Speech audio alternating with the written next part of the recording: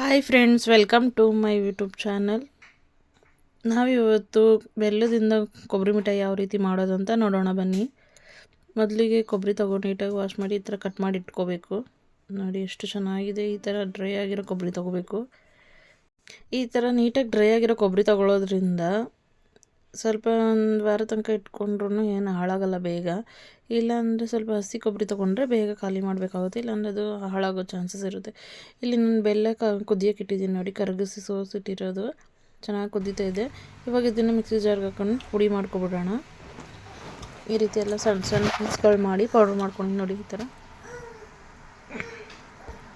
ಮುಂಚೆ ಎಲ್ಲ ಇದನ್ನು ನೀಟಾಗಿ ಕೊಬ್ಬರಿ ತುರಿಯೋದ್ರಲ್ಲಿ ತುರಿದಿಟ್ಕೊತಿದ್ರು. ಇವಾಗ ಯಾರು ಅಷ್ಟೊಂದು ಕಷ್ಟಪಡೋಕ್ಕೆ ರೆಡಿ ಇಲ್ಲ ಅಲ್ಲ, ಹಾಗಾಗಿ ಮಿಕ್ಸಿಲೇ ಹಿಂಗೆ ಪುಡಿ ಮಾಡ್ಕೊಂಬಿಟ್ಟಿದ್ದೀನಿ ನೋಡಿ. ಬೆಲ್ಲ ಚೆನ್ನಾಗಿ ಪಾಕ ಆಗಿದೆ ಅಂತೇಳಿ ಪಾಕದ ಥರ.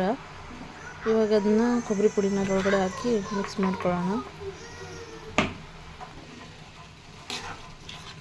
ನೋಡಿ ಚೆನ್ನಾಗಿ ಈ ರೀತಿ ಮಿಕ್ಸ್ ಮಾಡಿಕೊಂಡು ಅದಕ್ಕೆ ಇನ್ನೂ ಸ್ವಲ್ಪ ಕೊಬ್ಬರಿ ಬೇಕಾಗುತ್ತೆ ನೋಡಿ, ಹಾಕ್ಕೊಂಡು ಚೆನ್ನಾಗಿ ಮಿಕ್ಸ್ ಮಾಡ್ಕೋಬೇಕು.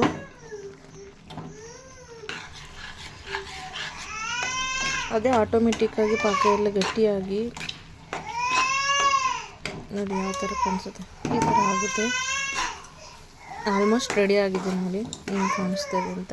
ಇವಾಗ ಬೇಕಂದರೆ ಇವಾಗ ಡ್ರೈ ಫ್ರೂಟ್ಸ್ ಕೊಡು, ತುಪ್ಪ ಎಲ್ಲ ಆ್ಯಡ್ ಮಾಡ್ಕೋಬೋದು. ಪಾಕ ಏನಾದ್ರು ತೆಳ್ಳಗೆ ಬಂತು ಅಂದರೆ ಈ ಥರ ಹಿಂಗೆ ಬರೋದೇ ಇಲ್ಲ ನೋಡಿ. ಇವಾಗ ಆಲ್ರೆಡಿ ರೆಡಿ ಆಗಿದೆ. ಇದನ್ನು ಕೈಗೆ ತುಪ್ಪ ಸೋರ್ಕೊಂಡು ಉಂಡೆ ಕಟ್ಕೊಂಡು ಇಟ್ಕೊಳ್ಳೋಣ. ನೋಡಿ ಯಾವ ರೀತಿ ಮಾಡ್ತಿದ್ದೀನಿ ಅಂತ.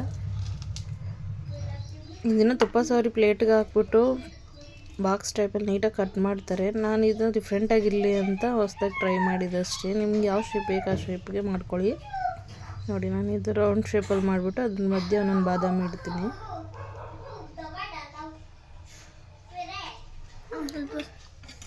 ಸಕ್ಕರೆಗಿಂತ ಬೆಲ್ಲನೇ ಹೆಲ್ದಿ ಅಂತ ಹೇಳ್ತಾರೆ, ಹಾಗಾಗಿ ನಾನು ಬೆಲ್ಲದಲ್ಲಿ ಟ್ರೈ ಮಾಡೀನಿ. ಸಕ್ಕರೆಲಿ ಕೂಡ ಮಾಡಿರೋದನ್ನ ಅಪ್ಲೋಡ್ ಮಾಡ್ತೀನಿ ನೆಕ್ಸ್ಟು. ನೀವು ಒಂದು ಸಲ ಮನೇಲಿ ಟ್ರೈ ಮಾಡಿ ಹೇಗೆ ಬಂತು ಅಂತ ಕಮೆಂಟ್ ಮಾಡಿ ತಿಳಿಸಿ ಆಯಿತಾ. ನೋಡಿ ಈ ಥರ ಮಾಡಬೇಕು.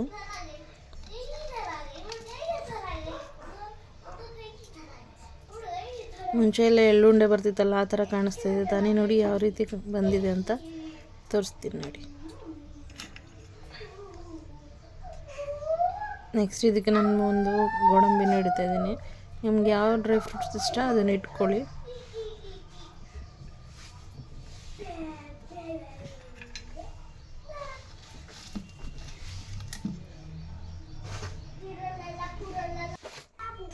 ನಂದೆಲ್ಲ ರೆಡಿ ಆಗಿದೆ ನೋಡಿ. ಈ ರೀತಿ ಎಲ್ಲ ಉಂಡೆಗಳು ಮಾಡಿಕೊಂಡು ಮಕ್ಕಳಿರೋರಿಗಂತೂ ಮನೆಯಲ್ಲಿ ಈ ಥರ ಮಾಡ್ಕೊಂಡು ಕೊಟ್ಟರೆ ಅಂಗಡೀಲಿ ತಿನ್ನೋ ಜಂಕ್ ಫುಡ್ಗಿಂತ ಇದು ಎಷ್ಟೋ ಬೆಟರ್ ಅಂತ ಹೇಳ್ಬೋದು. ನಾನಂತೂ ನನ್ನ ಮಗುಗೆ ಅವಾಗವಾಗ ಈ ಥರ ಎಲ್ಲ ತಿಂಡಿಗಳನ್ನ ಮಾಡಿಕೊಡ್ತಾ ಇರ್ತೀನಿ. ನೀವು ಕೂಡ ಒಂದು ಸಲ ಟ್ರೈ ಮಾಡಿ. Thank you for watching.